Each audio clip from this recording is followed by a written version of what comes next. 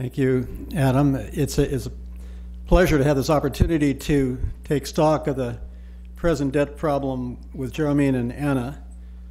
Most of my comments will focus on the European debt crisis, but I'll also offer a few thoughts on the recent court decision on Argentina. The central question in sovereign debt strategy is always whether the crisis is one of liquidity or solvency. The most meaningful way to address this question is to conduct projections of the economy and the debt to determine whether the debt is sustainable without some form of forgiveness.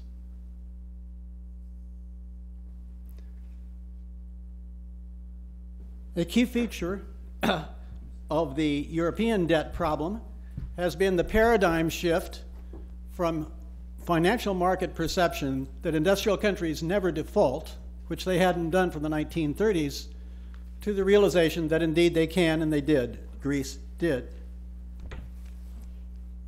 In this regard, it has been very encouraging that we've seen these declines and these spreads for Ireland from its peak in July 2011, for Portugal since its peak in January 2012. Now, of course, potentially the greater threats come from the much larger economies of Italy and Spain, where spreads above the 10-year German Bund reached 500 to 600 basis points in late 2011 and mid-2012, but have now fallen to 300 to 350 basis points after Mario Draghi pledged to do, quote, whatever it takes, quote, to maintain the euro, and introduced the outright market transactions financial bazooka. The European debt simulation model that I've been developing is an accounting framework incorporating probabilities of alternative scenarios. Its principal metric is the ratio of gross debt to GDP, the focus of the markets, even though it could be argued that net debt or net interest may be at least, if not more, relevant. In equation 1, GDP is simply last year's GDP expanded by real growth and the GDP deflator. Equation 2, the fiscal deficit equals net interest payments minus the primary surplus. In equation 3, net interest equals the sum of different components of the debt times their respective interest rates, minus financial assets times the interest rate earned on them. Equation 4 sets the primary surplus at the expected ratio to GDP, here pi. The net borrowing requirement equals the fiscal deficit plus debt discovery, which includes contingent debt saved from the provinces, as well as bank recapitalization, minus receipts from privatization, here, Z. In equation 6, the gross borrowing requirement equals the net borrowing requirement plus amortization plus purchases of new financial assets. Equation 7 indicates that amortization equals all of short-term debt, category 1, the maturities coming due on the old debt, category 2, and maturities that come due on new debt borrowed after 2012, category 3. Then equation 8 says that the new borrowing of medium and long-term debt is essentially a residual. It's a gross borrowing requirement minus the assumed rollover of short-term debt. Finally, you get the equation stating the three debt stocks, their behavior over time, which is the amortizations being subtracted off of old debt. New debt is rising by the borrowing minus the amortization on that new debt. And this gives you the components of the debt to GDP ratio. The probabilistic approach considers three cases for each of 5 variables. There's an unfavorable, a baseline, and a favorable case. So you get 3 to the 5th power, or 243 possible outcomes. For each variable, I set the probability that it will be at its baseline at 0.4. The in the absence of further information, the probability of the unfavorable case or of the favorable case is then 0.3 each. But then I take account of the correlation between the states. Will the unfavorable case of a particular variable be positively or negatively correlated with the unfavorable case of another variable, and how closely? The probability that the variable in question will then be at its unfavorable or favorable state will then be 0.3 plus the influence of its correlations with the other variables in that particular scenario. I come up with this notional matrix of correlations of states.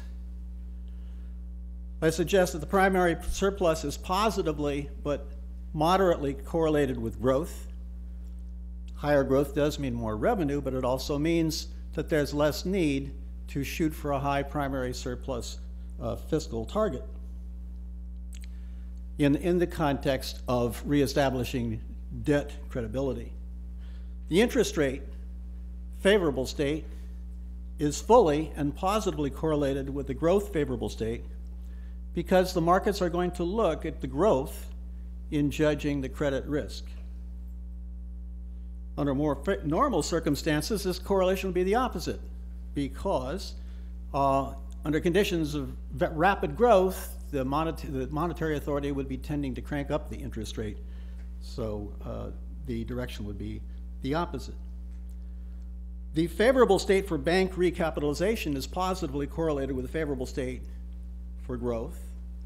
Privatization is negatively correlated with the primary surplus because the two are substitutes as sources of income.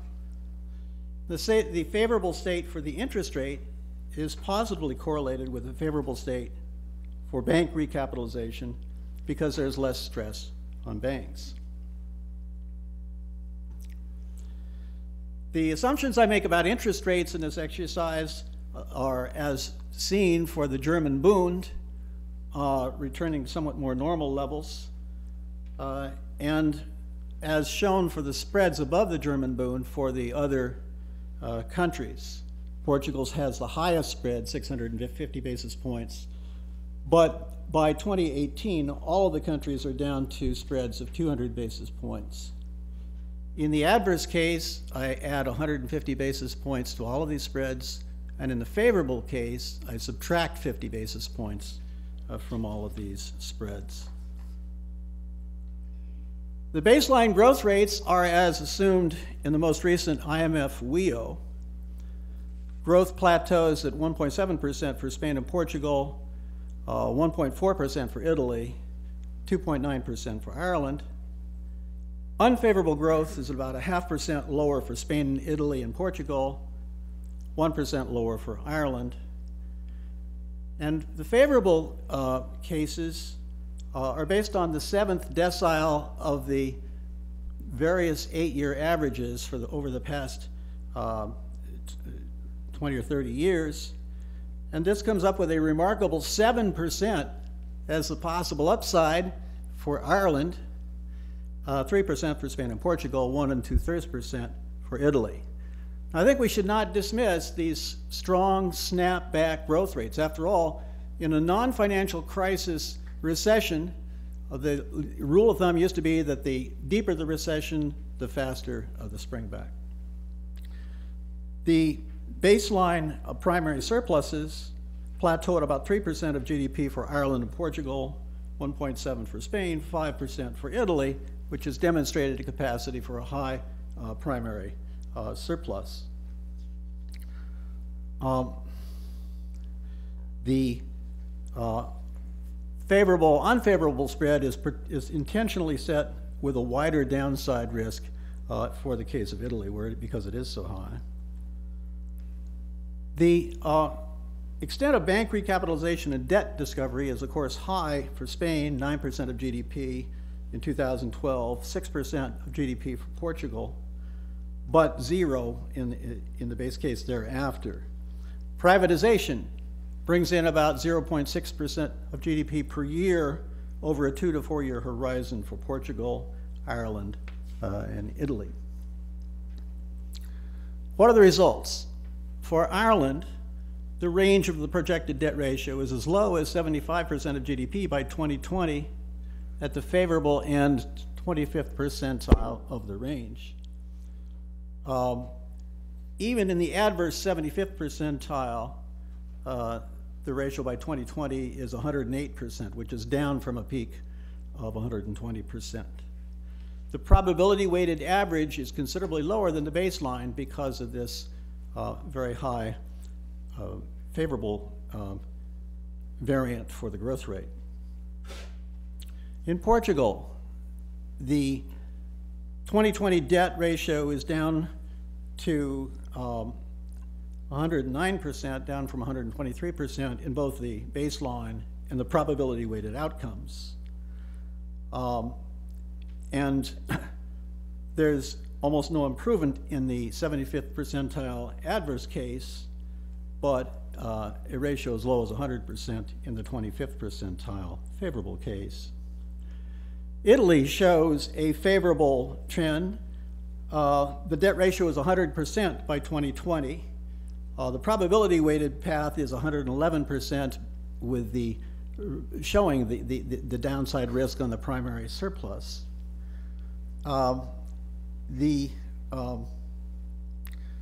Even in the 75th percentile adverse case, there is an improvement from 125% to 118% by 2020.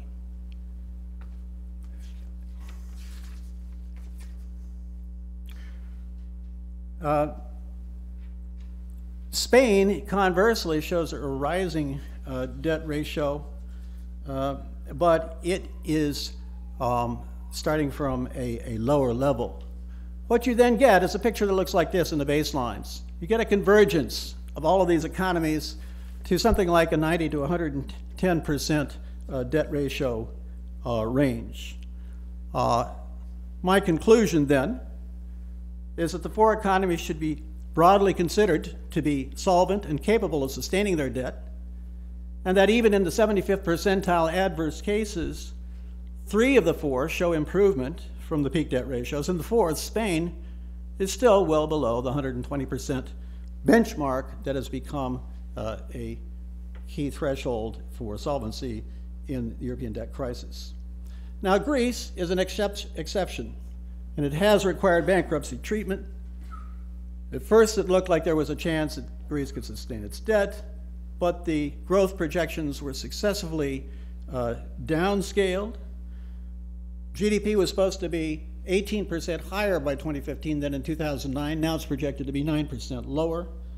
It's important that the fiscal adjustment has been quite substantial. The real primary spending has fallen by 24%, and that's quite an astonishing adjustment. But even so, the primary surplus has not met the original targets, and as a result, the successive estimates of the debt ratios got higher and higher.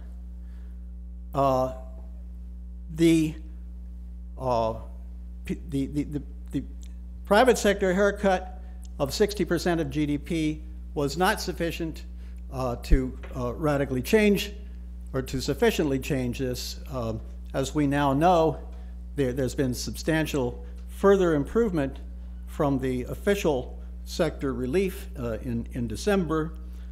But I think the central question of Greece is if, as my numbers show, even if they are at 120% by 2020, a country that has defaulted is not going to be as readily available to, or not going to be as easily in a position to access the private markets at a given debt ratio as other countries that have consistently honored the debt. So one should start thinking about what is the debt ratio at which a country that has had to default could reaccess the market. It doesn't seem to me it's going to be 120%.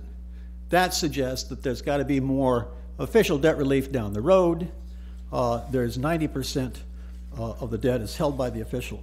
I'm running out of time, so let me simply say on the judgment, on the second topic, which is the decision of Judge Griesa on Argentina, my view is that this is not the precedent that many seem to worry so much about. If you read that decision, you will see a litany of anguish that expands over a decade, that in some sense goes a bit of a way to push the system back from the rogue debtor problem, which it became dominant with Argentina, but I will perhaps have a chance to address that issue in the question period. Thank you.